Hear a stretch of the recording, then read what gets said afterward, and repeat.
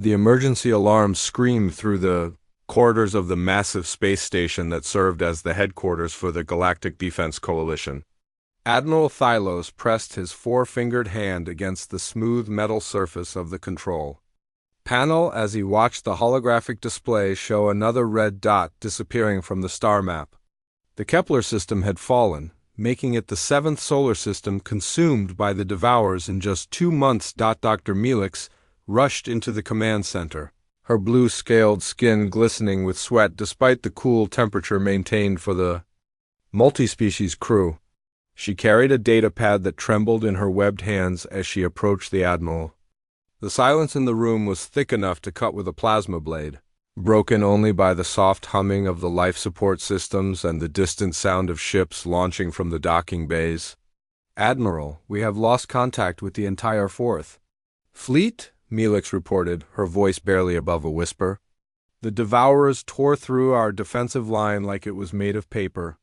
Commander Vorth's final transmission indicated that their ships were being systematically dismantled and absorbed into the enemy collective. Thylos nodded grimly, his purple eyes reflecting the red warning lights that bathed the command center. The Devourers were unlike any enemy the galaxy had faced before. They were not living beings driven by politics, territory, or resources. They were machines, pure and simple, with one programmed directive: consume everything and convert it into more of themselves. Every ship they destroyed, every planet they consumed, every star they drained made them stronger. "How many civilizations have we lost?" Thylos asked, though he already knew the answer would be worse than yesterday's report. 14 complete civilizations have been absorbed," Melix replied, scrolling through the data on her pad. "The Andromedans, the Vega Collective, the Spiral Arm Federation, and 11 smaller species. Conservative estimates suggest we have lost over 40 billion lives in the past 6 months." The other officers in the command center exchanged worried glances. The Andromedans had been one of the most advanced civilizations in the galaxy, with technology that could manipulate matter at the molecular level. If they could not stop the Devourers, what hope did the rest of the galaxy have? "What about our latest battle plans?" Thylos asked, though he suspected the answer. "All conventional strategies have failed," Melix admitted. "The Devourers adapt to our tactics within hours. Every formation we use, every weapon we deploy, every strategy we employ becomes useless after the first engagement. They learn faster than we can innovate." Thylos walked to the massive viewing window that looked out into the void of space. Thousands of ships from dozens of different species hung in formation around the station, representing the combined might of the Galactic Defense Coalition. Yet all of their advanced technology, all of their military experience, all of their strategic planning had proven worthless against an enemy that treated warfare like a mathematical equation to be solved. "We need something different," Thylos said quietly. "Something the Devourers have never encountered before." Dr. Melix hesitated for a moment before speaking. "Admiral, I have been searching through the ancient archives, looking for any historical precedent that might help us understand how to fight an enemy like this. I found something unusual, but I am not sure it is relevant." "Tell me." "There is a record of a species that was banned from participating in galactic conflicts approximately 2,847 years ago. The ban was signed by every major civilization of that time, including several that no longer exist. The entry is brief and lacks details, but it mentions a species from the Sol system." Thylos frowned. "Sol system? Are you referring to the humans?" "Yes, Admiral. The humans were unanimously prohibited from engaging in galactic warfare.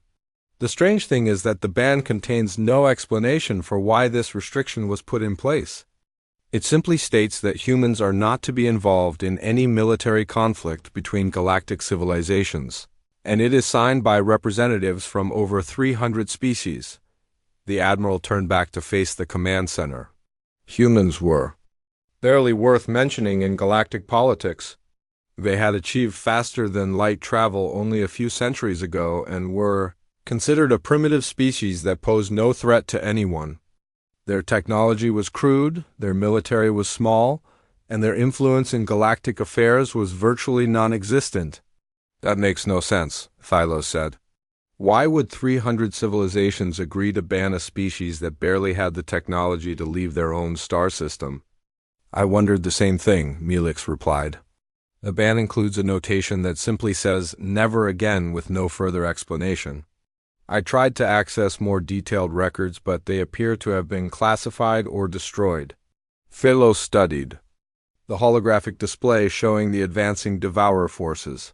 They were moving toward the core worlds of the galaxy, consuming everything in their path.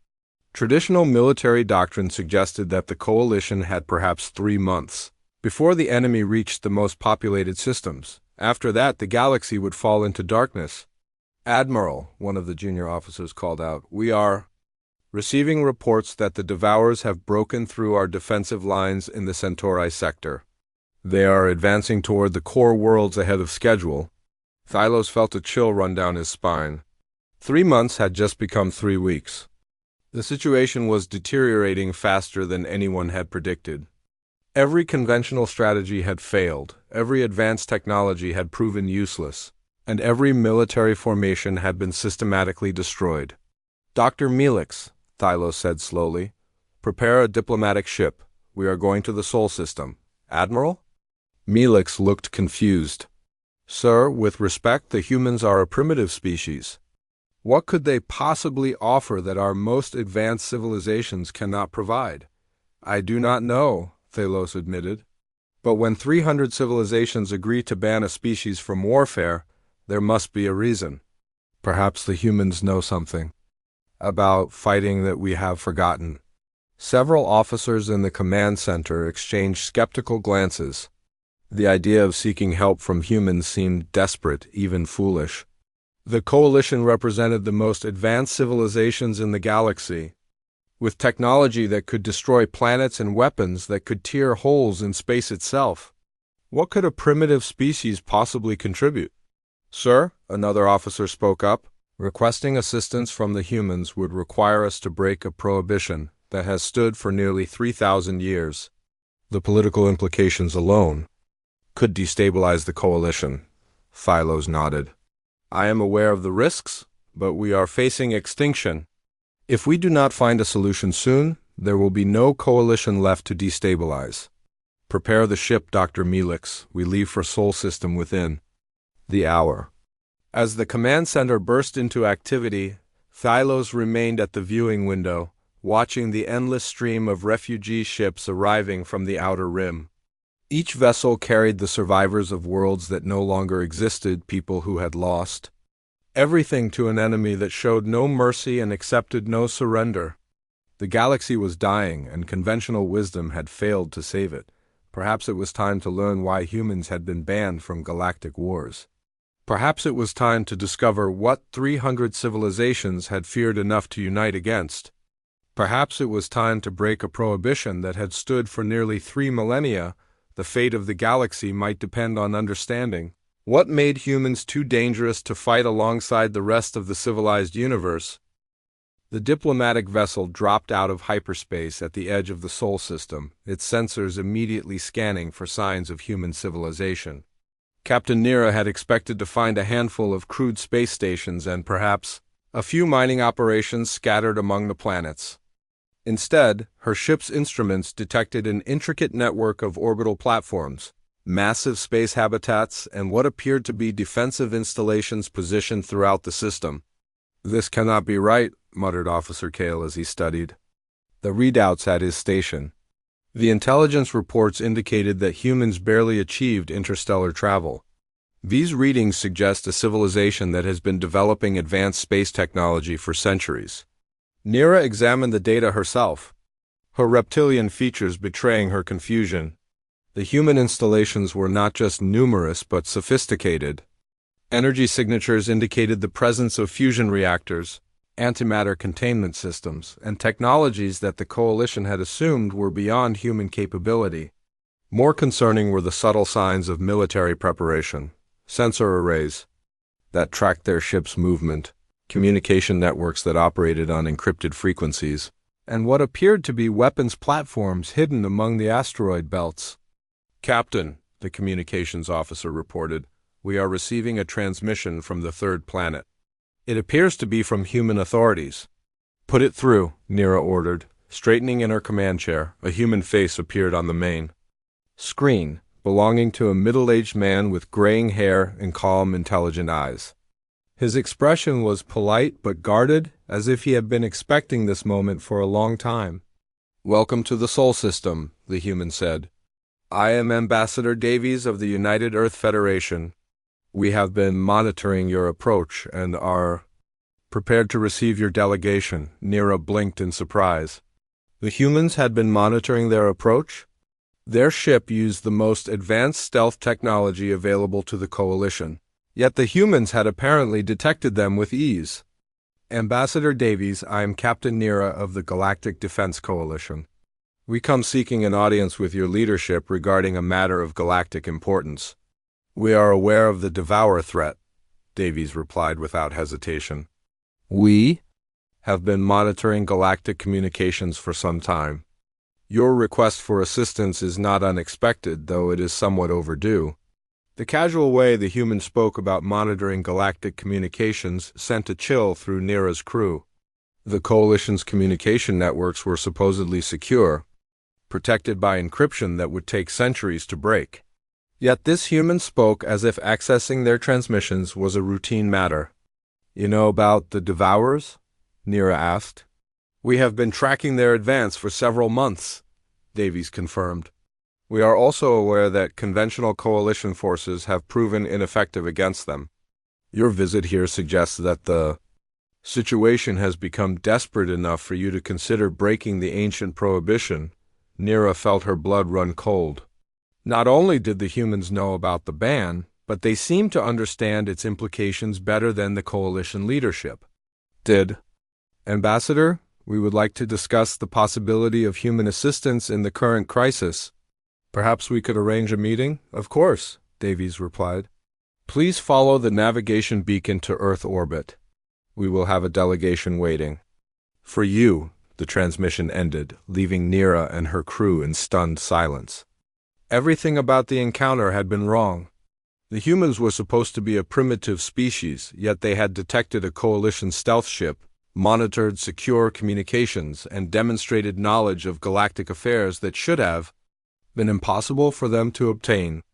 Captain, Carol said quietly, the navigation beacon they mentioned is transmitting on a frequency that our own ships use for military coordination.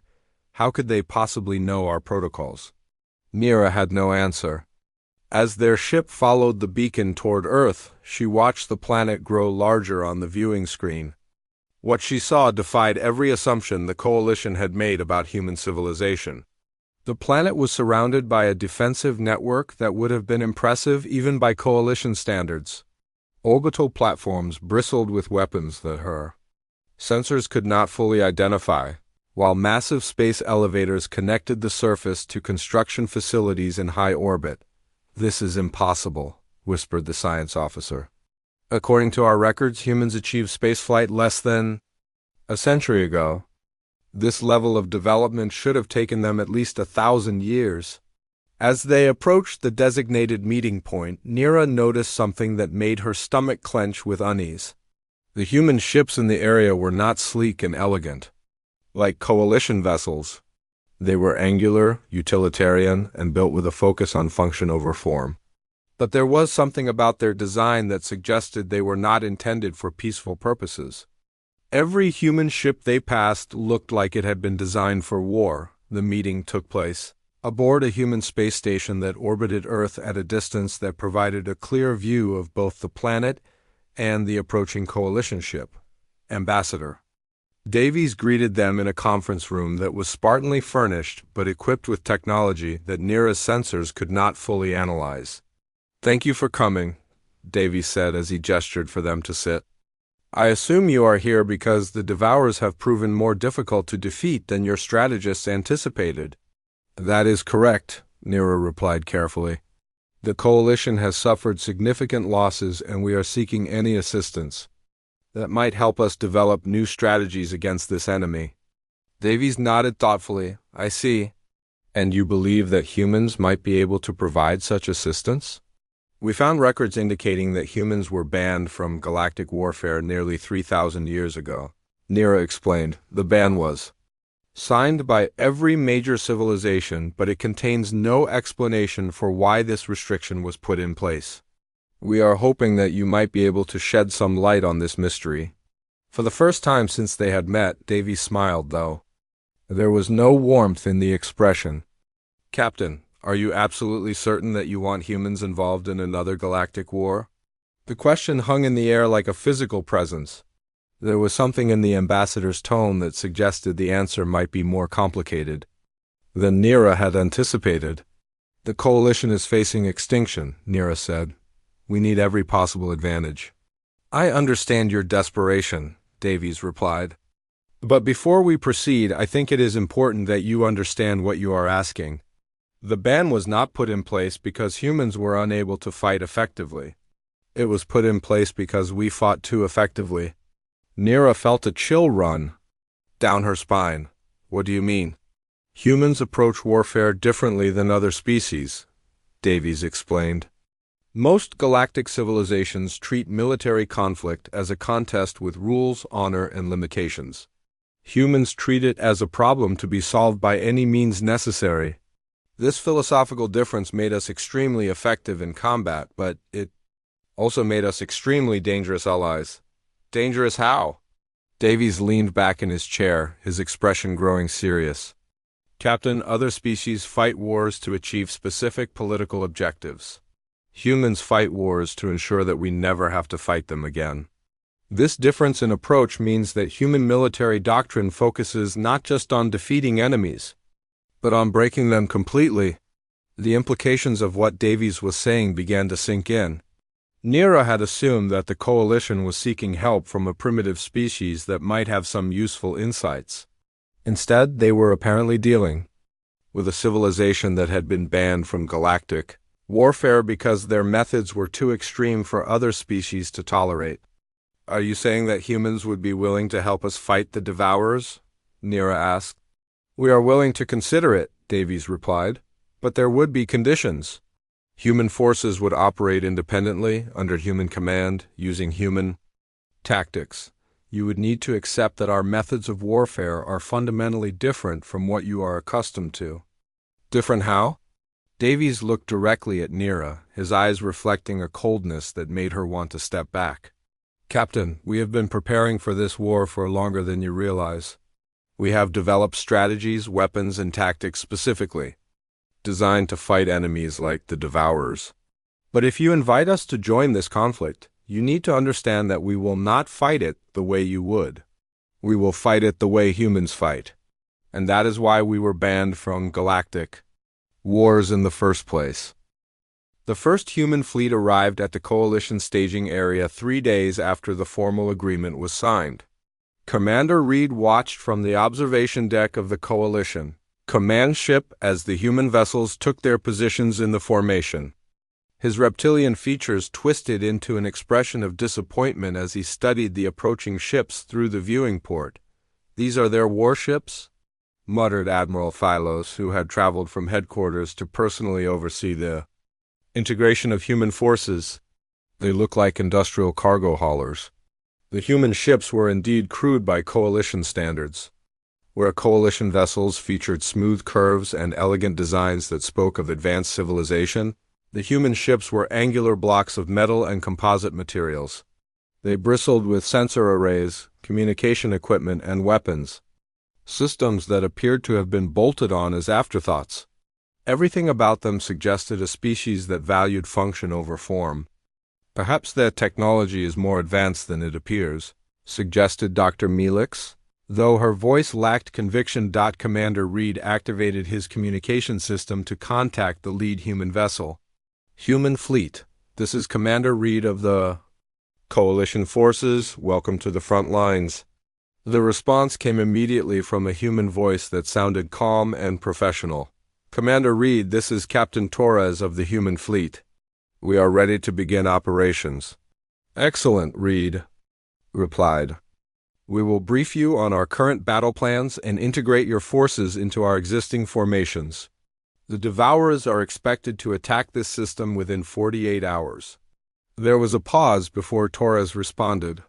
Commander, with respect, we will not be integrating into your formations. Human forces will operate independently, as specified in our agreement. We have our own plans for dealing with the Devourers. Reed felt his scales bristle with irritation. The Coalition had been fighting the Devourers for months, developing sophisticated strategies and battle plans based on hard-won experience. The idea that these primitive humans would ignore established military doctrines seemed not just arrogant, but dangerous. Captain Torres, Reed said with forced politeness, our battle plans have been developed through extensive combat experience. Surely your forces would benefit from our knowledge of Devourer tactics. We have studied your previous engagements, Torres replied. Your tactics are sound for fighting other organic species, but they are not effective against the Devourers. We will handle this differently. Before Reed could respond, the human fleet began to disperse from the main formation. Instead of taking defensive positions around the Coalition's strategic assets, the human ships spread out across the system in what appeared to be a random pattern. Some moved toward the asteroid belts, others positioned themselves near the system's outer planets, and a few actually headed toward the projected Devourer approach vector. What are they doing? Admiral Thylos demanded. They are abandoning the defensive formation. Dr. Melix consulted her tactical display. Admiral, the human ships are taking positions that make no sense according to standard military doctrine. They are exposing themselves to attack while leaving our critical facilities vulnerable. Reed activated his communication system again. Captain Torres, your current positions violate basic defensive strategy. You are leaving gaps in our formation that the Devourers will exploit. Commander, Torres replied, we are not defending, we are hunting. The distinction was lost on Reed until the Devourers arrived 6 hours ahead of schedule. The enemy fleet dropped out of hyperspace in a formation that had become terrifyingly familiar to Coalition forces. A massive sphere of interconnected vessels that moved with mechanical precision toward the system's inhabited worlds. All ships assumed defensive positions, Reed ordered, following the standard protocol that had been developed through months of combat experience. The Coalition fleet moved into a protective formation around the system's primary space station, while preparing to conduct a fighting withdrawal toward the inner planets. It was a strategy that had failed repeatedly, but it was the only approach that made sense given the Devourers' overwhelming numerical advantage. The human ships, however, did not move to defensive positions. Instead, they began to attack. What are they doing? Thylos shouted as he watched the tactical display. They are engaging the enemy with less than 1/10 of their numbers. But the human attack was unlike anything the Coalition had witnessed. Instead of the formal engagements that characterized galactic warfare, the humans struck like predators. They used the asteroid belts as cover, appearing suddenly to launch devastating attacks before disappearing back into the rocks. They targeted specific sections of the Devourer formation, not to destroy them, but to create chaos and confusion. They are not trying to win, Dr. Melix observed. They are trying to disrupt the enemy's coordination. Reed watched in fascination as the human tactics began to take effect. The Devourers, who had always moved with perfect synchronization, began to falter. Their formation started to break apart as individual ships were drawn away from the main, forced to pursue human attackers who seemed to vanish the moment they were targeted. This is impossible, Reed whispered. The Devourers do not break formation. They do not pursue individual targets. They maintain discipline no matter what. Captain Torres' voice crackled over the communication system. Commander Reed, the Devourers are machines. They follow programmed behaviors. If you understand their programming, you can manipulate it. Manipulate it how? Reed demanded. By making them angry, Torres replied. The concept was so foreign to Reed that he almost could not process it. The Devourers were artificial intelligences without emotions. They could not feel anger, frustration, or any other organic emotion. Yet somehow the human tactics were causing them to behave irrationally. The humans are exploiting flaws in the Devourer programming. Dr. Melix explained as she studied the tactical data. They are presenting targets that the Devourers are programmed to pursue, then using those pursuit patterns to fragment the enemy formation. Reed watched as the human ships continued their unconventional assault. They used tactics that would have been considered dishonorable in any other context. Feints, deceptions, and false retreats that lured Devourer ships into traps. Most disturbing was their apparent willingness to sacrifice their own vessels to achieve tactical objectives. "Captain Torres," Reed called out, "one of your ships is surrounded. Do you want us to provide support?" "Negative," Torres replied without hesitation. "The crew of that vessel knows what they are doing." Reed watched in horror as the surrounded human ship detonated its own reactor, taking 3 Devourer vessels with it in the explosion. The casual way that Torres had accepted the sacrifice of his own people was deeply unsettling to someone trained in coalition military doctrine. "They destroyed their own ship," Thylos whispered. "They killed their own people. They chose to," Torres corrected over the communication channel. "Every human crew understands that victory sometimes requires sacrifice. That is what makes us effective." The battle continued for 18 hours, and by the end, the Devourer fleet was not just defeated but completely scattered. The surviving enemy ships fled the system in disorder, their once perfect formation reduced to individual vessels running for their lives. "How?" Reed asked as he surveyed the aftermath. "How did you defeat them so completely?" "We studied them," Torres replied. "We learned how they think, how they process information, how they make decisions. Then we turned their own logic against them. The Devourers are intelligent, but they are not creative. They cannot adapt to tactics that exist outside their programming." Reed looked at the tactical display showing the scattered remains of the Devourer fleet. In 18 hours, the humans had achieved what the Coalition had failed to accomplish in months of warfare. They had not just defeated the enemy, they had broken them.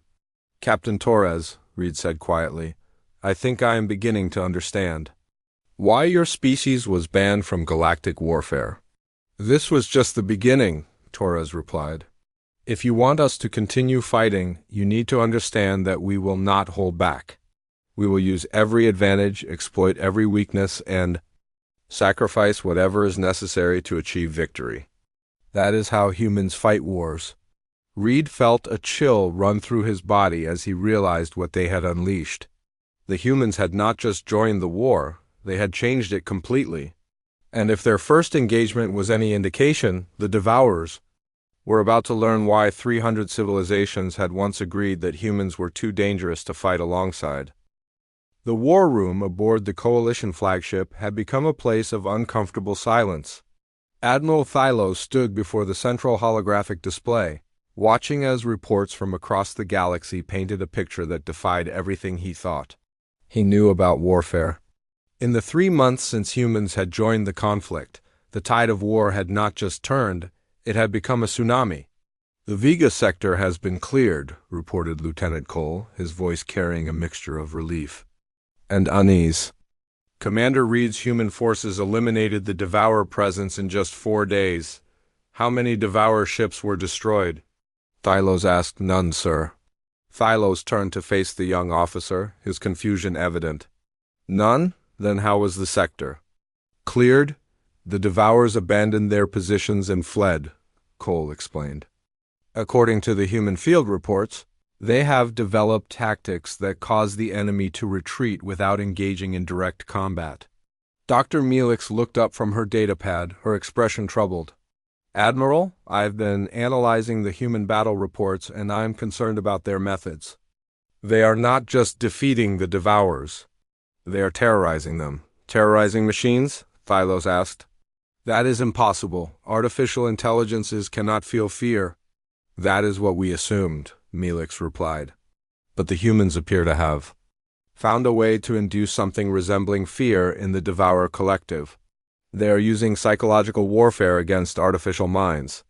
The concept was so alien to Coalition military doctrine that Thylos struggled to process it. The rules of warfare that had governed galactic conflicts for millennia were based on the assumption that combatants were rational beings acting in their own self-interest. The idea of using fear as a weapon against machines challenged the fundamental principles of civilized warfare. "Show me," Thylos ordered. The holographic display shifted to show footage from the recent battle in the Vega sector. Instead of the clean, formal engagements that characterize coalition warfare, the recording showed something that looked more like a nightmare. Human ships appeared and disappeared like ghosts, striking at devourer formations with weapons that seemed designed to cause maximum psychological impact rather than simple destruction. "What are those devices?" Thylos asked, pointing to strange weapons that appeared to be causing devourer ships to malfunction without destroying them. "The humans call them terror weapons," Melix explained. "They are designed to cause system failures that mimic the effects of pain and suffering in organic beings. The devourers experience something analogous to agony before their ships shut down." Thalos felt his stomach turn. "They are torturing the enemy?" "According to the human field commanders, it is an effective tactic," Melix replied. Word of these attacks spreads through the devourer network, causing other units to avoid engagement with human forces. Before Thylos could respond, the communication system activated. Commander Reed's voice filled the room, though his tone was more subdued than usual. "Admiral, we have a situation. The human fleet under Captain Torres has discovered the location of the Devourer Central Command Network." Thylos felt a surge of hope.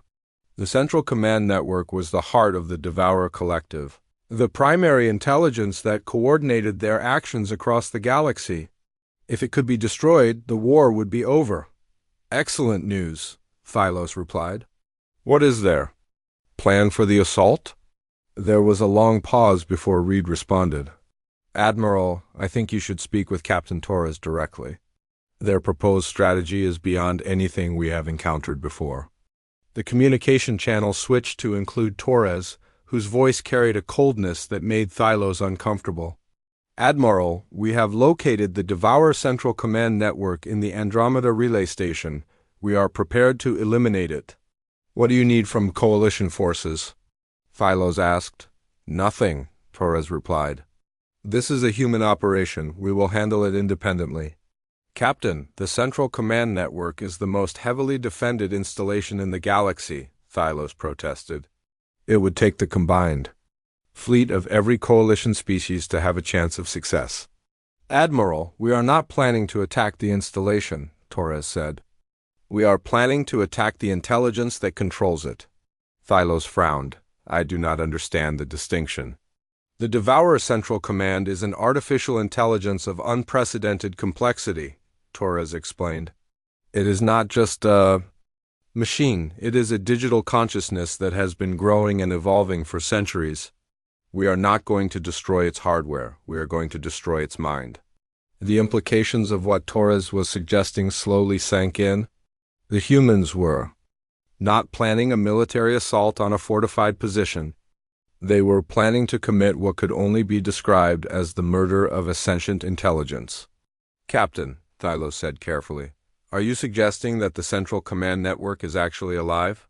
"It is as alive as any organic intelligence," Torres replied, "and like any living thing, it can be killed. The question is whether you want us to do it quickly or slowly." "What do you mean?" "We have developed a weapon that can destroy the Central Command Network instantly," Torres explained. "But we have also developed methods that would cause it to experience something analogous to a slow, agonizing death over the course of several months." Thylos felt physically ill. "Why would you even consider the second option?"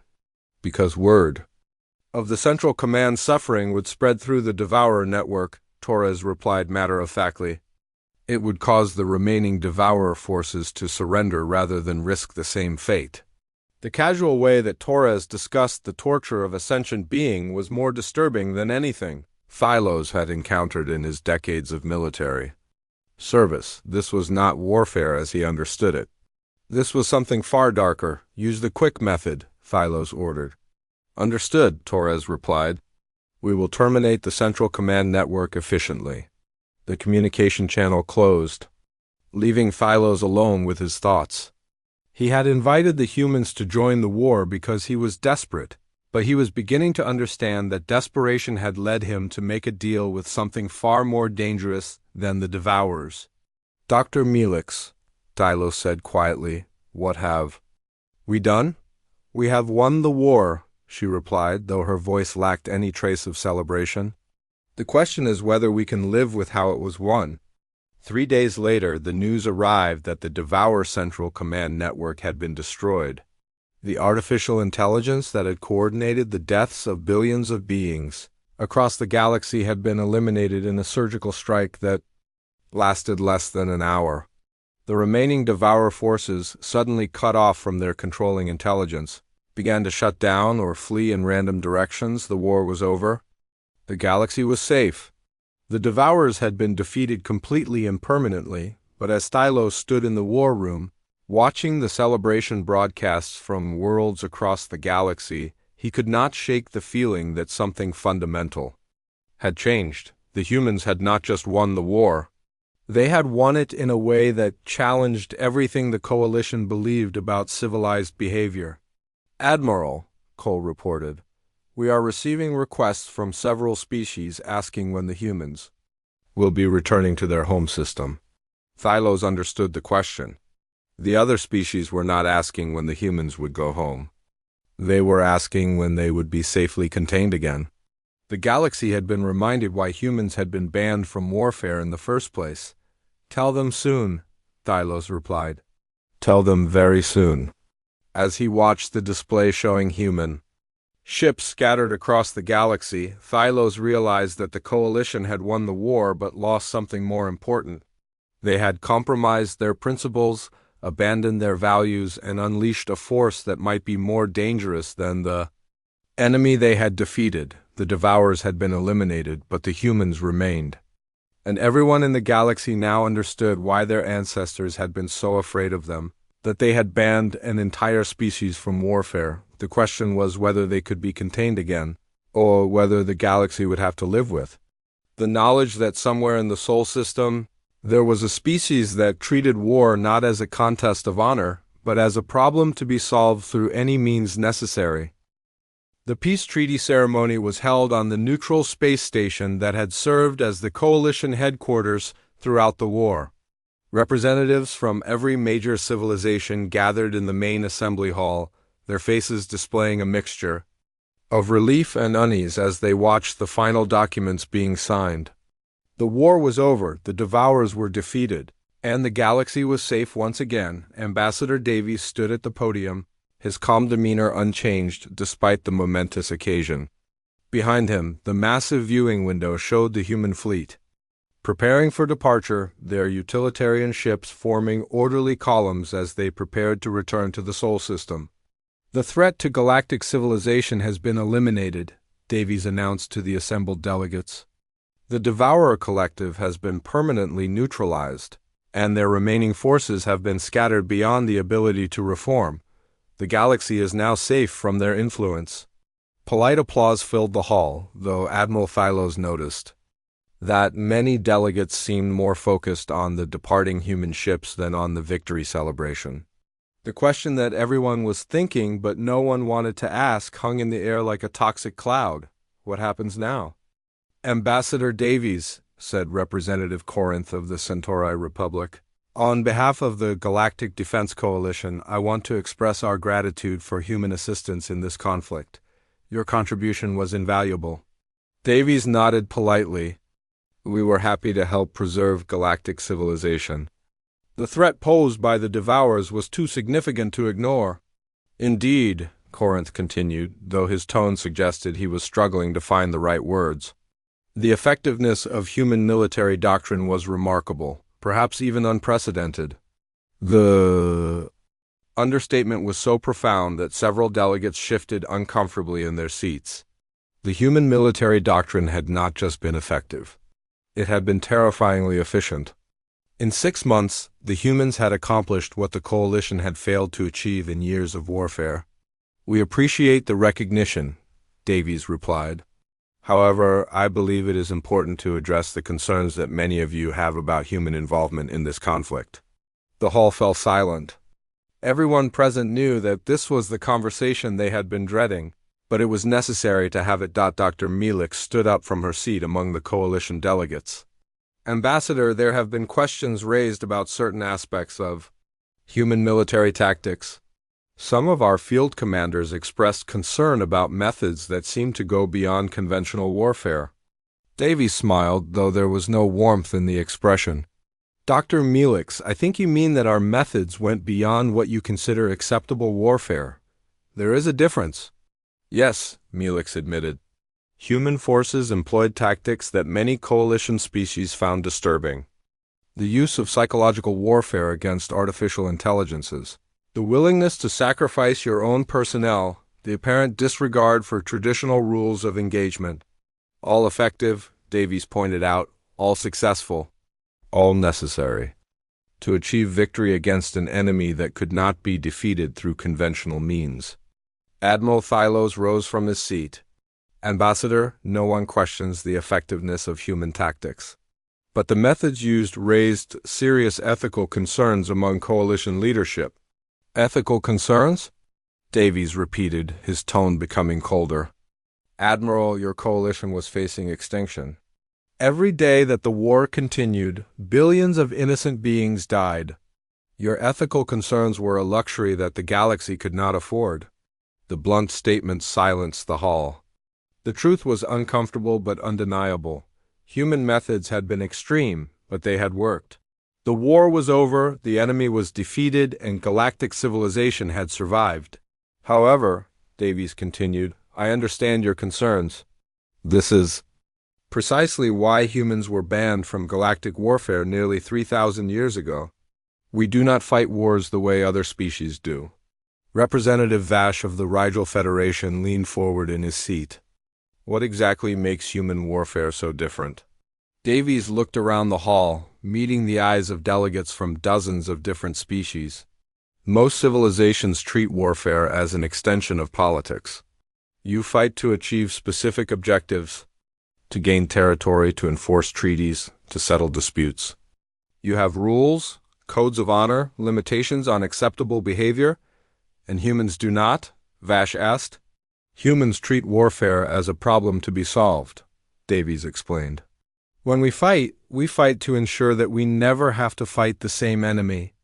Again, this means that we do not stop at defeating our opponents. We break them completely. What do you mean by break them? Dr. Melix asked, though her tone suggested she already knew the answer. We destroy their ability to wage war, their will to fight, and their capacity to threaten us again, Davies replied. We do not seek victory. We seek the permanent elimination of the threat. This approach makes us extremely effective in combat, but it also makes us dangerous allies. Admiral Thylos felt a chill run down his spine. Is that why the ancient prohibition was put in place? Partially, Davies confirmed. 3,000 years ago, humans were invited to participate in a galactic conflict between two major civilizations. The war had been raging for decades, with neither side able to achieve a decisive victory. Human forces were brought in to tip the balance. What happened? Corinth asked. We ended the war in 3 weeks, Davies said simply. But we did not just defeat one side. We eliminated both civilizations completely. Every ship, every planet, every trace of their existence was systematically destroyed. The survivors fled to the outer rim and never returned. The implications of what Davies was saying slowly sank in. The humans had not just won an ancient war. They had committed genocide on a galactic scale. You destroyed entire civilizations? Thylos whispered. We solved the problem, Davies corrected.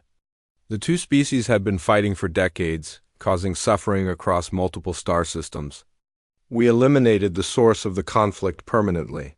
By committing genocide, Melix accused.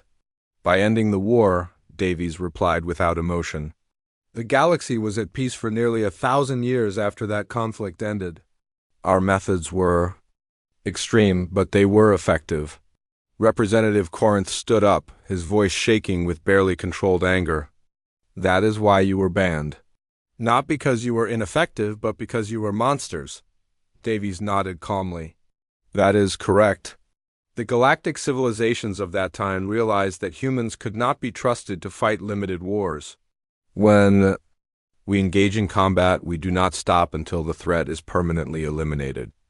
This makes us valuable allies against existential threats, but dangerous partners in conventional conflicts. And now? Admiral Thylos asked. What happens now that the Devourer threat is eliminated? Now we return to the Sol system, Davies replied. Human forces will withdraw from galactic space and the prohibition will be reinstated. We understand that our methods are incompatible with galactic civilization during peacetime. Will you honor the prohibition? Corinth demanded.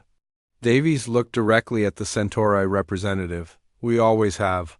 For nearly 3,000 years, humans have remained in our home system, developing our technology and preparing for the day when the galaxy might need us again.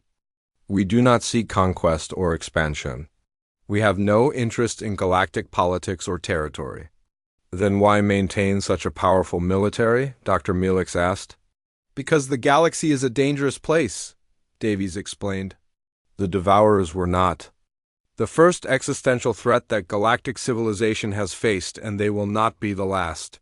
When the next crisis emerges, when conventional military doctrine fails, when the survival of all civilized life is at stake, you will call on us. Again. And you will answer? Thylos asked. We will answer, Davies confirmed. But you should remember that there is always a price for summoning humanity to war. We do not fight to achieve your objectives. We fight to eliminate threats permanently. If you invite us to join another conflict, you must be prepared for the consequences. The hall remained silent as the implications of Davies' words sank in.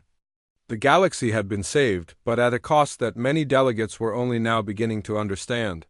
The humans had not just defeated the Devourers.